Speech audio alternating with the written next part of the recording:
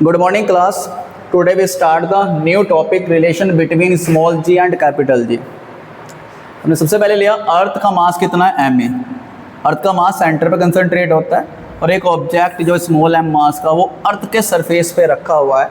अर्थ की रेडियस कितनी है r और इसके सरफेस पे ग्रेविटी मान लिया मैंने स्मॉल g।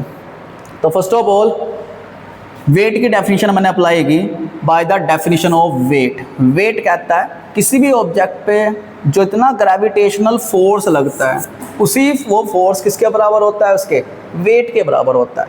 तो according to weight definition weight equal to gravitational force, और ग्रेविटेशनल फोर्स का फॉर्मूला हमें पता है F इक्वल टू क्या होता था, वो G m1 m2 अपॉन कितना होता था r स्क्वायर। तो मैंने वही फॉर्मूला अप्लाई कर दिया। G m1 अर्थ का मास m2 ऑब्जेक्ट का मास स्मॉल m, r बीच की डिस्टेंस, दोनों मासेस के बीच की डिस्टेंस कितनी re, तो re का स्क्वायर कर दिया। और वेट का फॉर्मूला हमारा क्या होता है W इक्वल टू mg। दोनों साइड से हमें फैक्टर दिखाई दिया, m से m क्या हो जाएगा balance. Finally G equal to क्या बचा G m upon re square. ये स्मॉल g और कैपिटल G में रिलेशन है। अब इस कैपिटल G की वैल्यू पे कुछ फैक्टर्स का इफेक्ट पड़ता है, किस किस का, अबाउट द सरफेस ऑफ अर्थ। अगर ऑब्जेक्ट अर्थ के सरफेस से ऊपर चला जाए, बिलो द सरफेस सरफेस से नीचे चला जाए, due to shape of earth की शेप की वजह से, एंड ड्यू टू लैटिट्यूड, इन सभी फैक्टर्स का ग्रेविटी की जी की वैल्यू पे इफेक्ट पड़ता है। ठीक है, नेक्स्ट क्या इफेक्ट पड़ता है वो देख लेते हैं हम। नेक्स्ट टॉपिक है हमारा gravity above the surface of अर्थ, या लैटिट्यूड की वजह से क्या फर्क पड़ता है। मैंने मान लिया कोई ऑब्जेक्ट स्मॉल m मास का अर्थ के सरफेस से h हाइट ऊपर था, अर्थ के सरफेस पे ग्रेविटी स्मॉल g और h हाइट पे हमें नहीं पता, मैंने मान लिया ग्रेविटी g डैश। सेम पहले की तरह अर्थ का मास m e, अर्थ की रेडियस r e। एक बार मैंने फॉर्मूला अप्लाई किया gravity at the surface of earth, surface पे फॉर्मूला सबको पता है g m e upon r e square, equation 1 लिख दी। इसके बाद मैंने लिखा by the definition of weight. Weight की डेफिनेशन कहती है जब वो ऑब्जेक्ट h हाइट पे हो तो जो उसका वेट होगा वो h हाइट पे उसके ग्रेविटेशनल वेट किसके बराबर होगा, उसके ग्रेविटेशनल फोर्स। लेकिन ये फॉर्मूला मैंने उसके किसके लिए अप्लाई किया, h हाइट ऊपर के लिए अप्लाई कर दिया। और वेट का फॉर्मूला आपको पता है W इक्वल टू क्या होता है mg, लेकिन ग्रेविटी वहाँ g नहीं कितनी थी g डैश, तो मैंने g डैश लिखा। बाकी न्यूटन लॉ से G m1 m2 upon r square, शायद r डिस्टेंस आपको दिख रही होगी यहाँ से यहाँ तक re प्लस h, तो re प्लस h का स्क्वायर कर दिया। नेक्स्ट स्टेप मैंने क्या किया, दोनों साइड से आपको भी दिखाई दे रहा है शायद m क्या हो जाएगा बैलेंस, तो मैंने यहाँ से m को बैलेंस कर दिया। mg m से m क्या हो जाएगा बैलेंस, तो g डैश की वैल्यू बचेगी G m e upon re plus h का स्क्वायर। इक्वेशन 2, इक्वेशन 1 जो ऊपर ऑन द सरफेस ये h हाइट पे, दोनों को आपस में डिवाइड कर दिया। Equation 2 divide by 1, g dash को जैसे ही 1 से डिवाइड किया g dash upon g m e दोनों में था तो बैलेंस हो जाएगा। यहाँ re प्लस h का स्क्वायर और वहाँ क्या बचेगा re स्क्वायर। अब ये re ऊपर, मैं इसे नीचे भी लेके आ सकता हूँ, तो दोनों का स्क्वायर नीचे एक साथ उठा के लिख दिया।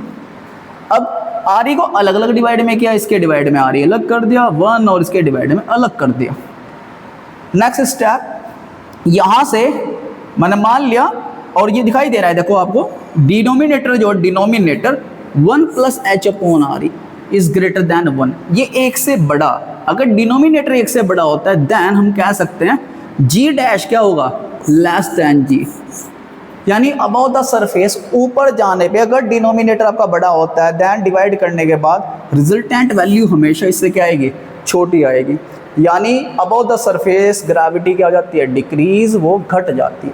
इसी फॉर्मूले को एक और तरीके से भी लिखा जाता है, अगर वो ऑब्जेक्ट अर्थ के सरफेस के बहुत नियर हो, बहुत पास हो, अगर बहुत क्लोज है यानी कि h very less than re, radius earth के रेडियस से उस ऑब्जेक्ट की डिस्टेंस बहुत कम हो, तो देखो इसे हम ऊपर लेके गए पावर माइनस की 2 और बाइनोमियल थ्योरम से खोल दिया, वो होती थी 1 प्लस x की पावर n इक्वल टू होता था 1 plus nx plus n minus 1 x square upon factorial 2 plus dot dot और भी टर्म्स होती हैं, लेकिन x का काम यहाँ कौन कर रहा है h अपॉन r, ये तो बहुत छोटी वैल्यू, इसकी जितनी पावर होगी उतना छोटा होता जाएगा और छोटी चीज़ें फैक्टर नहीं करती, इसलिए आगे की सारी टर्म्स हम लीव कर देते हैं, क्योंकि जितनी ज़्यादा पावर ये टर्म उतनी छोटी होती जाएंगी।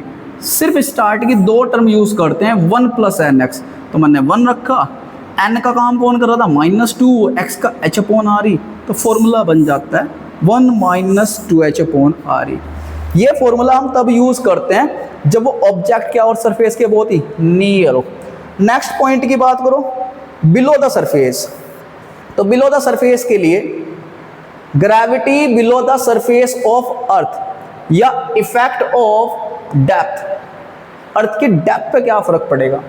पहले केस में ऑब्जेक्ट ऊपर था, इस बार वो ऑब्जेक्ट कहाँ है, वो h हाइट नीचे मान लो यहाँ आ जाता है, यहाँ ऊपर सरफेस से यहाँ से शिफ्ट होके और नीचे आ गया, तो शायद अर्थ के सेंटर से पूरी रेडियस RE, अब ये रेडियस कितनी आ जाएगी RE - h। एक फॉर्मूला तो मैंने सेम अप्लाई किया ऑन द सरफेस Gme/re²। फिर मैंने इसे ओपन कर दिया। मास का फॉर्मूला होता है mass equal to volume multiply density. Earth का वॉल्यूम सबको पता है 4/3 πr³।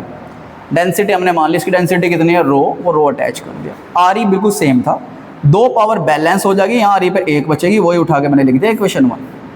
इसके बाद अब h हाइट डेप्थ नीचे की बात कर रहे हैं। एट G' हमने मान लिया वो h हाइट नीचे जो था वहाँ ग्रेविटी G ना हो गया, कितनी है G'। ग्रेविटी कितनी है G' है, G'।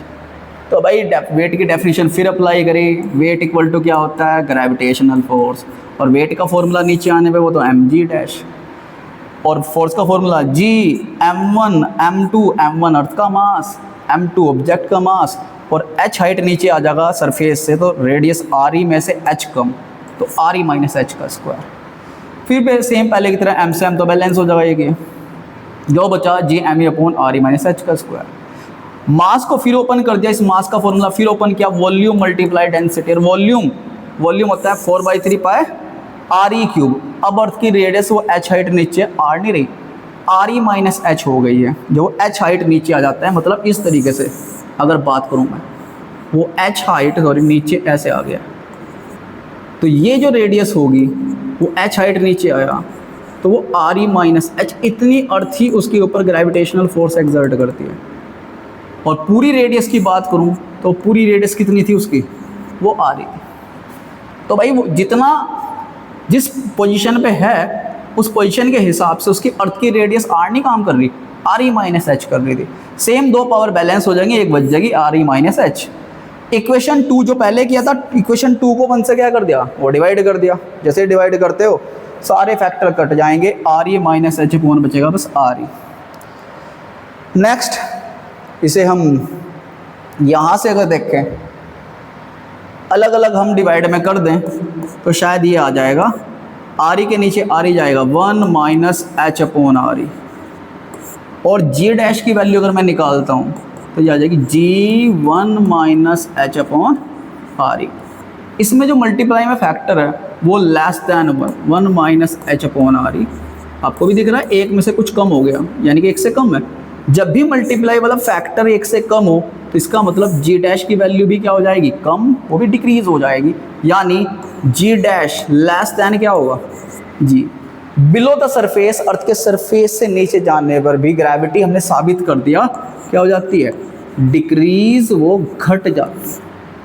तो दोनों कंडीशन में above the surface and below the surface gravity always क्या होती है, डिक्रीज। Thank you.